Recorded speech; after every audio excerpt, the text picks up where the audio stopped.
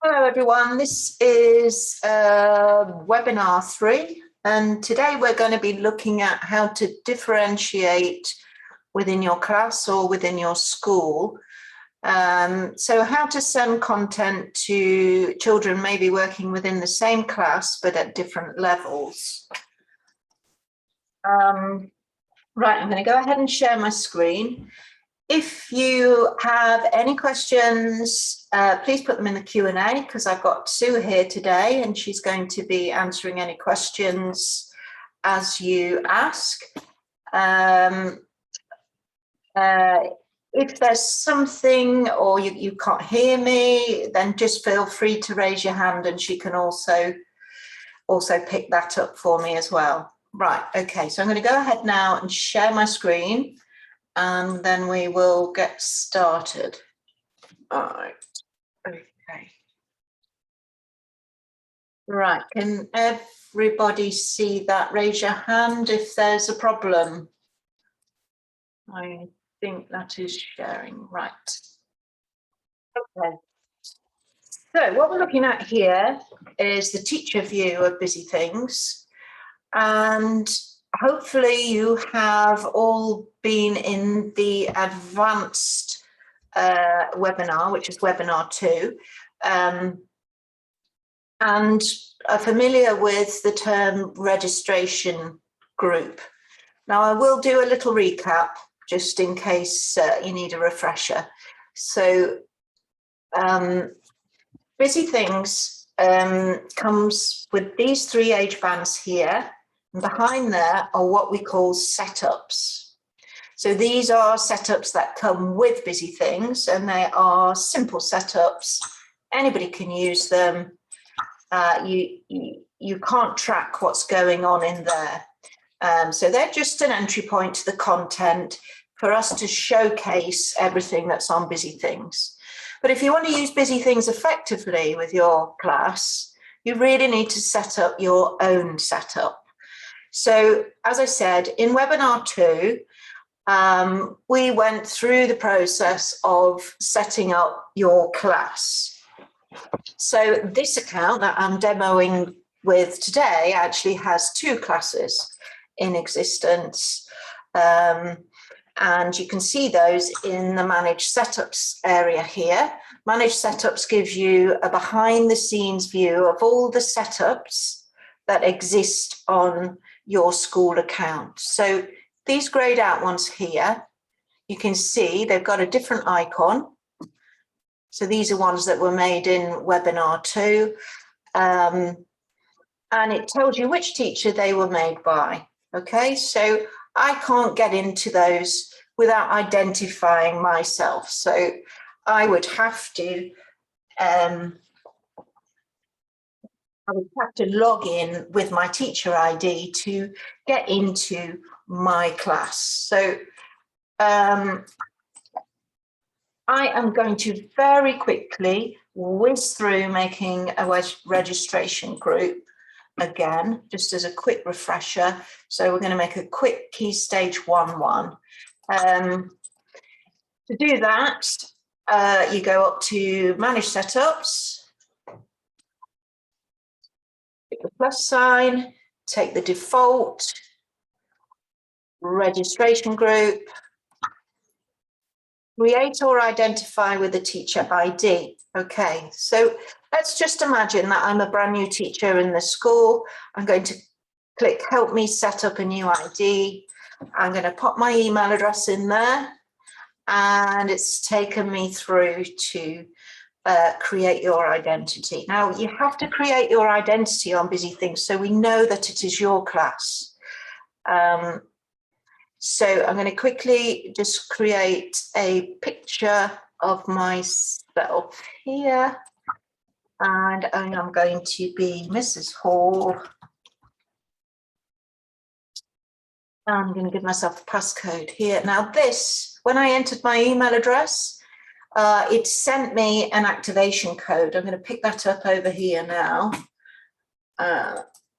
on my email so I can see. They're always very simple. Mine is hat 60. So it says you're all set. Your teacher ID is called Mrs. Hall, and this is the passcode that I need to remember. Okay, so if you remember, we went off at a tangent then. We are making a new registration group for a new teacher. You can see now that I'm logged in because there's a picture of me up there. This setup is currently owned by Mrs. Hall. Right, okay, so I'm making a Key Stage 1 setup, and it's going to be called Mrs. Hall. I am Year 1. I'm going to change the background there. And on the very last screen, when you make a registration group, just take the defaults. So all the way through, I have taken the defaults. You don't need to get into detail, just get this setup made. So here we go. You can see that it has popped in here. This is the one we've just made by Mrs. Hall. So now I have an identity and my own setup on Busy Things. But I don't have any pupils in this class yet. So I am going to add the pupils myself. If you're working in Key Stage 2, you can give the children a code to enter the class for the very first time. It's a one-time only process. They would only need it once, and I'll show you that when we go over to being a pupil in a little while. But for now, I'm just going to add a few pupils myself into this class. You can upload a CSV file. I'm just going to type in some names here.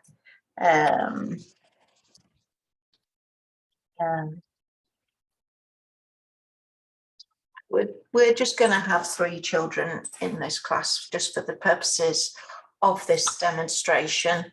So when you add pupils to the class yourself, they are automatically allocated a passcode. On Busy Things, children have one passcode to identify themselves. And we're going to put some of the children that we've got on this account into teaching groups today. They will still use the same passcode to access work from their teaching groups. They should never have more than one pupil ID. That will become a bit clearer as we progress. So at the end of this process, you will get an opportunity to print pupil slips. Now, I'll just open that up so you can see the kind of thing that is.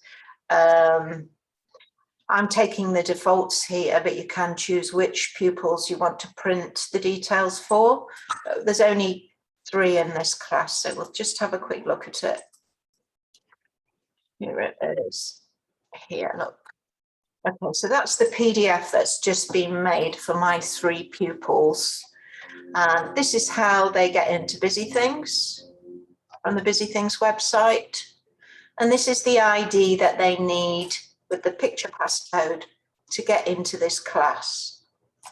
Okay, so they all get this. I would recommend not printing this out at this stage. I would just close that. And then as I'm logged in as Mrs. Hall, because I've just made this class, I can go in and see my registration group in my Busy Things area. So I'm going to go in there and I'm going to see that I've got an area where I can manage all the pupils in my class. I can send assignments to my class. I can look at all the files they've saved. This is their timeline. Sorry about that. Sorry. These are search tools where I can find content to send to my class. And these are ways to tell the pupils about that content. So this should all become clear as we progress. So going back to the pupil IDs, I'm going to manage pupils, and these are the pupils in my class. The reason why I said don't print the IDs out immediately is there's a good chance that you might want to change their passcode. For instance, you may want them all to only remember one icon. So we're going to use Leopard for some of this demonstration. I just clicked on that silhouette. So let's make a boy. There we go. I am going to change his mouse slightly. And he's going to have some glasses that look more boy-like. Okay. Children can make their own busybody, but and I'll show you that as well. Okay. Right. So hopefully that was a recap, and you are familiar with making registration groups and adding pupils to them. So I'm going to stop using that teacher ID and just do a very brief summary. So we're in teacher mode. We're using the whole school teacher login. At this point, Busy Things doesn't know which teacher is looking in the account. The only way it will know is if you go into My Busy Things with your teacher ID.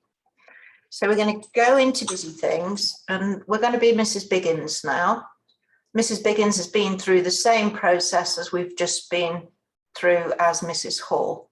I'm going to look in Mrs. Biggins' class. She's got the same class code, so I can remember it. Okay, so in Mrs. Biggins' My Busy Things area, she actually has two different classes that she has ownership of. This is her registration group, and she's also helping in this class, in Mr. Jones's class. Mr. Jones will have given Mrs. Biggins shared ownership.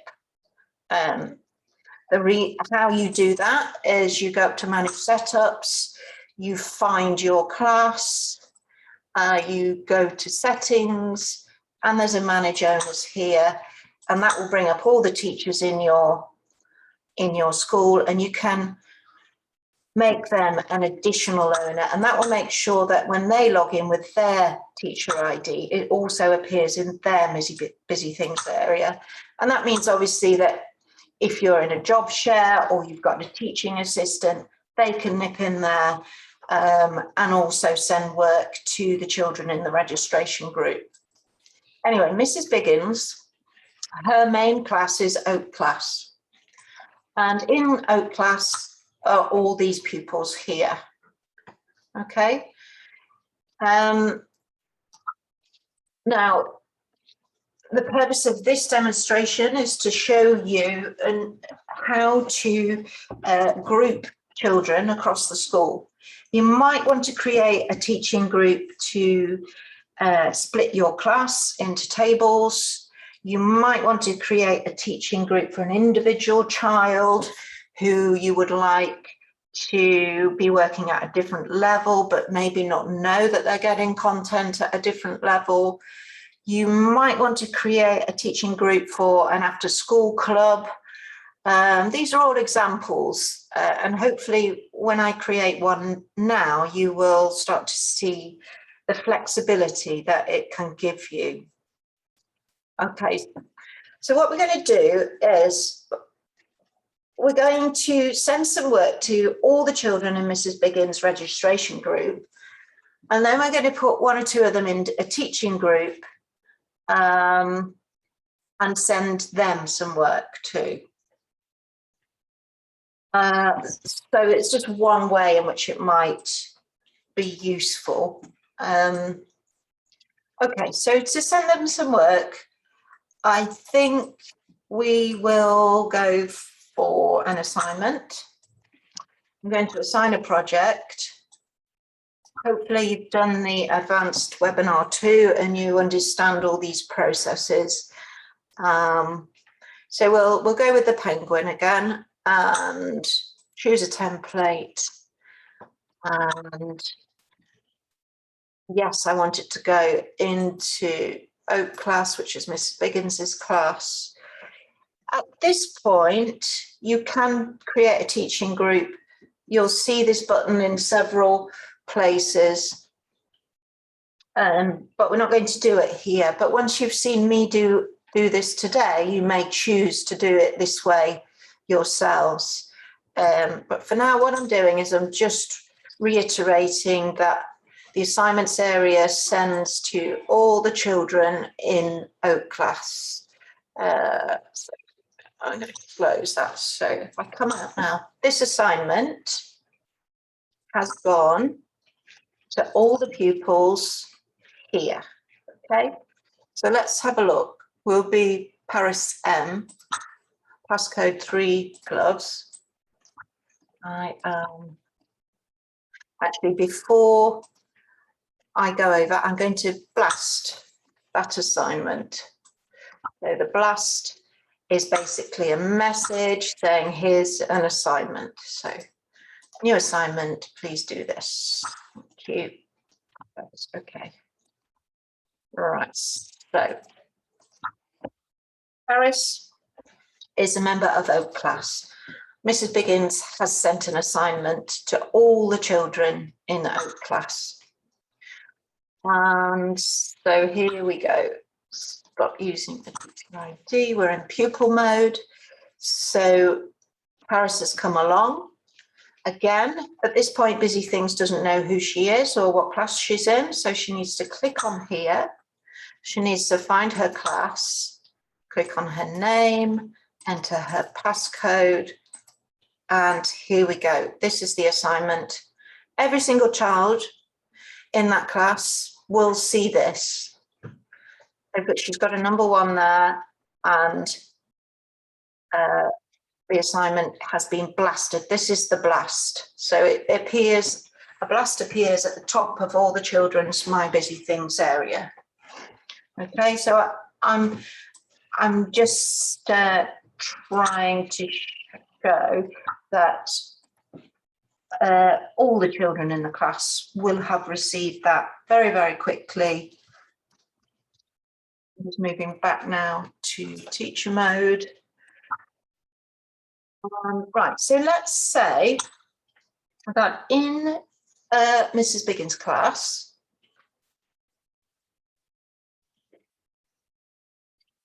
there is 2 or 3 children that you want to receive work unique to them. So we'll go with Ralph. Rami. Just check their passcode so that I can.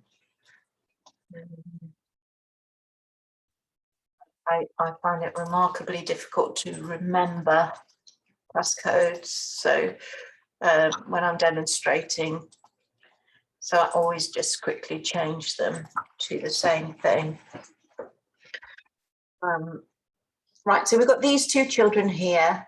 I'm checking them, and I'm going to put add selected pupils to a new teaching group. Okay, and I go through the process that we've just been through, creating the registration group. But this time it knows I want to create a teaching group.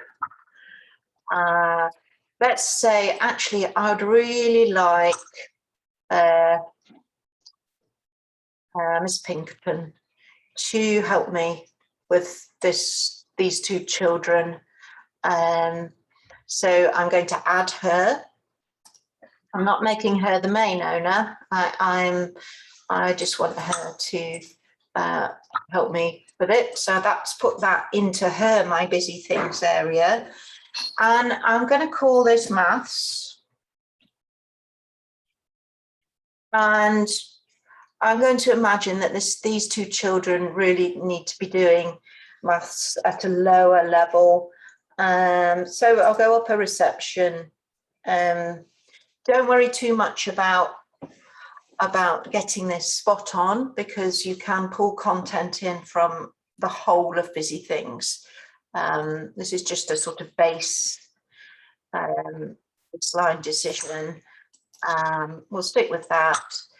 Okay, so at this stage of the process. This is the screen that we didn't need to worry about too much for the registration group, but this screen actually becomes quite useful within a teaching group. And that's because you can change the landing page here. So I think that the first decision that you need to make when you create a teaching group is, do you want the children to be aware that they are receiving content from this group, or that they are even in this group? If you do, so maybe it's an after school club or, you know, computing, you could change the landing page here to, so we're in nursery, aren't we? Let's say it's art club. So you could change the landing page to art. That means whenever they go into that teaching group, they're only going to see art activities. So that's quite a nice feature. And you do want it visible. This is saying, can the children see their teaching group in their My Busy Things area? And it defaults to yes, they can. But I imagine in some cases you maybe don't want them to even know. It's just a setup that you're using to send them content, and they don't know that it's come from a lower level of content. In that case, you would hide it. You would say, right, okay, I've created a reception setup for a Year 2 child in order to send them work at a reception level, and I don't want them to know about it. Then you would check this. This setup is hidden everywhere. I'm going to keep it switched on for the moment and then show you how to hide it later. So we have just created a teaching group called Maths for these 2 children, and it's going to appear here, look, because Mrs. Biggins created it. So it's another thing that she's managing. So it's another class in her My Busy Things area, and it is a teaching group. These are her registration groups. If I wanted to add, suddenly thought, oh no, I've forgotten another pupil, I can go to add pupils from another class. I think, oh, yeah, there's that child in Mr. Jones's class. Anne-Marie can come into this teaching group as well. So that teaching groups can be children from a mixture of registration groups, or a way of just dividing children within your own registration group. So the concept is that you would have a registration group in your My Busy Things area, and then you may have several teaching groups. These could be full of children from your class that you've split, or they can be full of children from several classes that you've split. Okay, so let's send these children some work. Which tile did we just use in here? We used Paris, didn't we? Paris isn't in the teaching group, so she is not going to get this piece of work. Out here, I'm going to think, right, okay.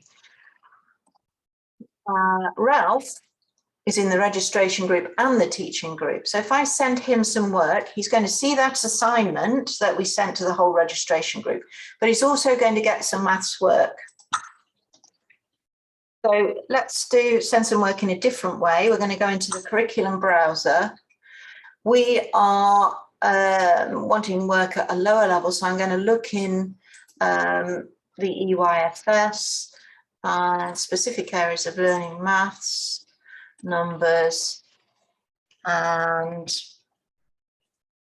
I am going to put together a little folder of activities that I just want him to see. So I'm going to pin this.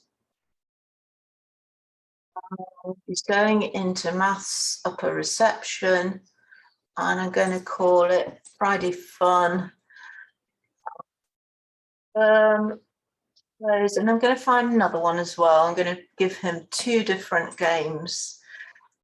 Pin, again, all of this is covered in the advanced tutorial webinar 2. So hopefully you're all familiar with what I'm doing now. Here's another one. I want this one to go into the same pin, so I'm not going to create a new pin.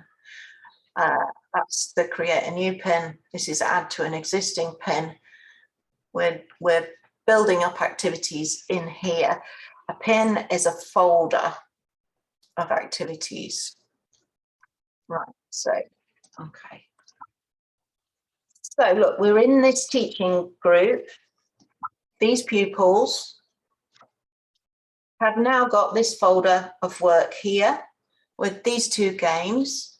If I want to change the settings of those, I can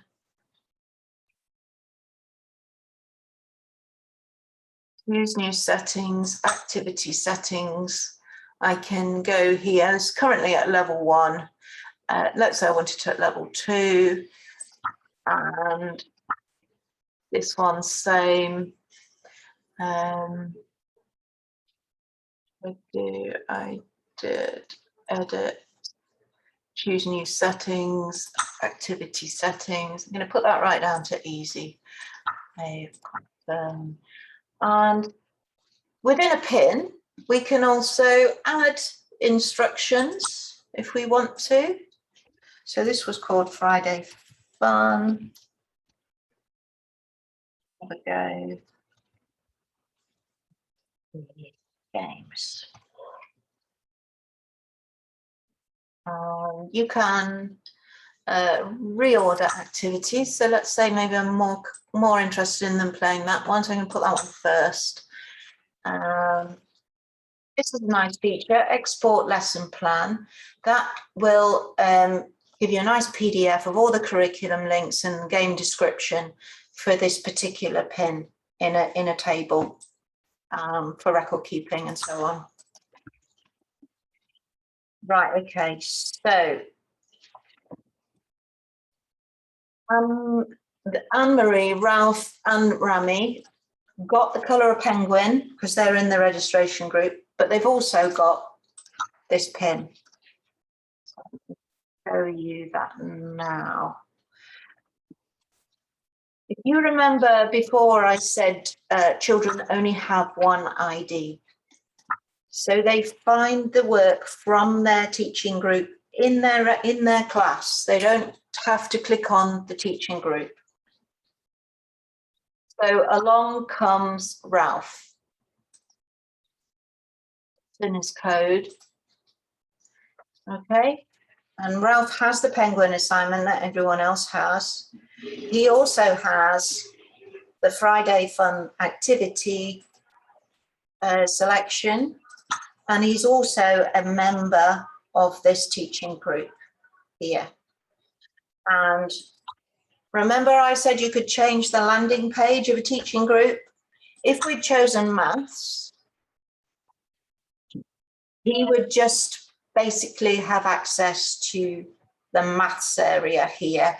And he would then have unknowingly a whole load of maths activities for him to explore at a reception level.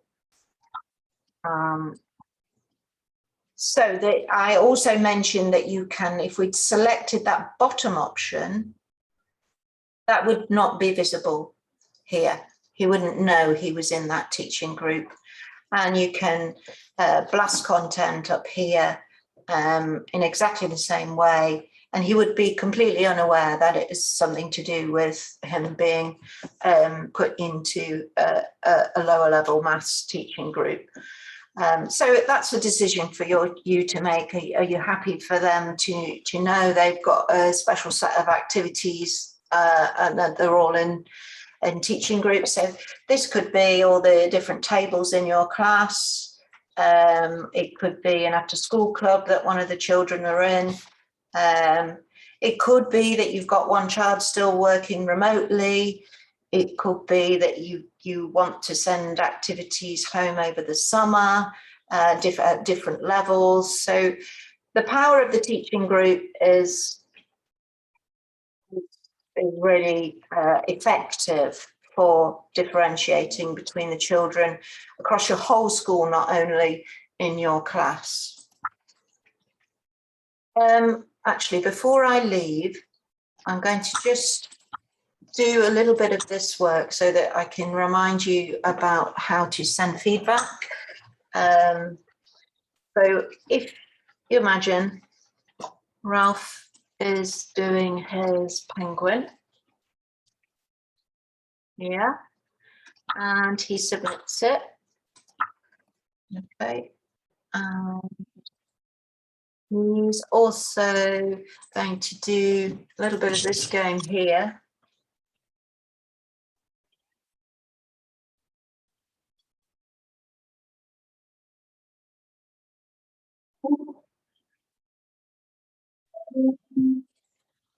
A little bit of this game here.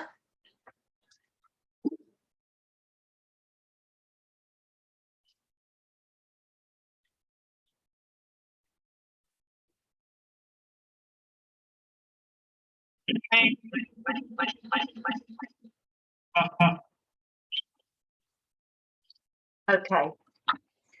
Now, he might also decide to have a play in his maths teaching group off his own bat, as it were. So let's say he does a little bit of this activity here.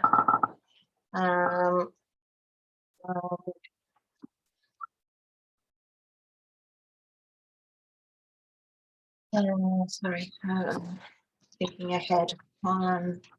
Or he decides to make a snowflake. Yeah, and he saves it. Snowflake. Oops.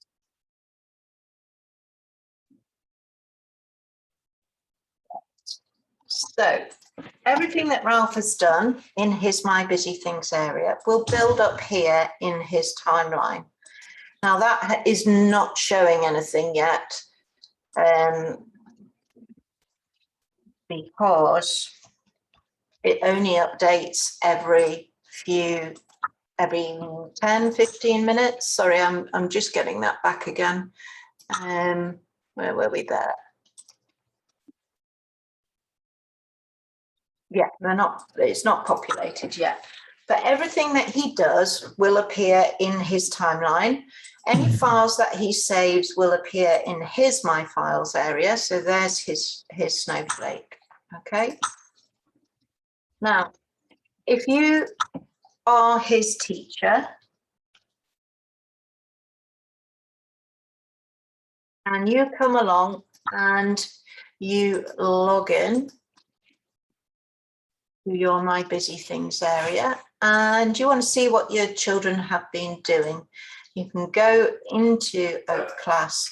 Remember, they all received an assignment. We've had one submission results. So that's Ralph's penguin. And these children haven't yet done it. And I'm going to send them a quick reminder.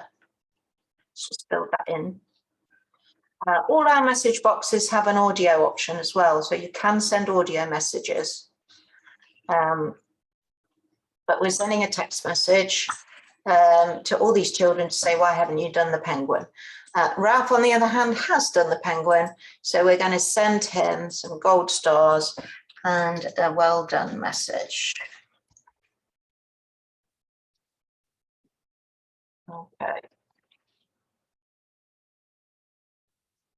Let's see if we've got some action. Yes. So the class timeline here shows the activity of all the children in your Manage Pupils area. Okay, so at the moment, we have only been Ralph in this class and done some activities. And at the moment, it's slowly updating, but I would expect to start seeing those maths games and no, sorry, not the maths games. The maths games are in the teaching group. We are in the registration group. But if I clicked on Ralph and this had populated, you would see his penguin and the 2 maths games. And from everywhere in the timeline, whether it's the class timeline or an individual timeline, you will see options to view files and send feedback. There will be review feedback as well. So if you've got another teacher working with you, they will know if some feedback's already been sent. Where it's possible to batch feedback, you can also do that. So you don't have to send a message to every single individual child. Right, so I'm just going to finish off. Remember, if there's any questions, to pop them in the Q&A to Sue, so that we can answer your questions. I am going to upload a PDF with all the key points into the chat so that you can download that. Right, okay, so I'm just going to finish off by going back to the pupil view.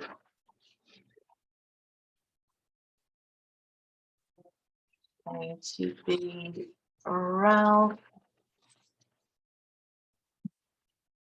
You can see he's got one message, and that's his feedback there. Okay. I think I'll just go back and recap a few things.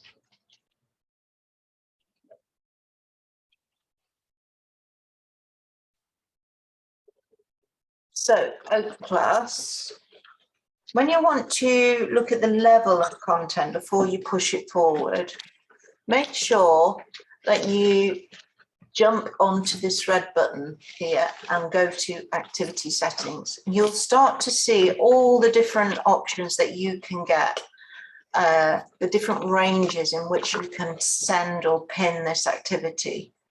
It's particularly important in phonics.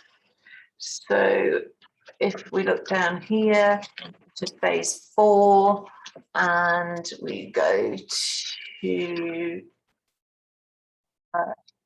sometimes you need to start an activity in order to get the activity settings button, and so if you don't see it in here, play the activity and get this start panel first, and that gives you all the information, the activity settings and the curriculum links. If you're just reviewing content from these search tools in order to decide if it's appropriate, it's worth pressing the play button and just reading this summary.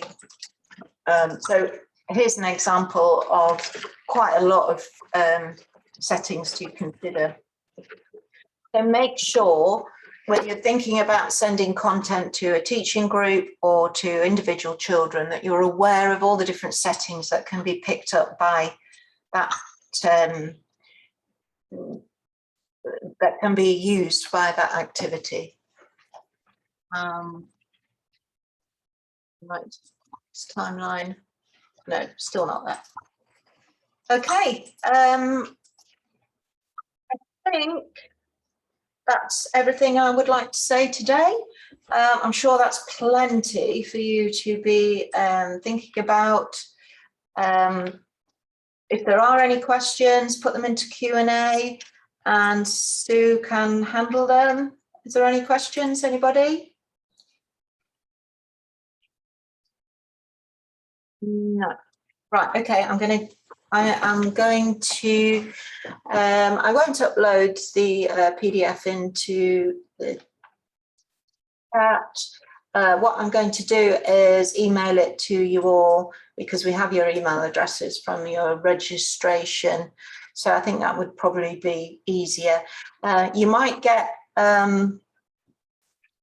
you'll probably get an automated thank you. If you could fill in the survey, please, at the end, it's very useful for us to know if the level of the webinar was correct.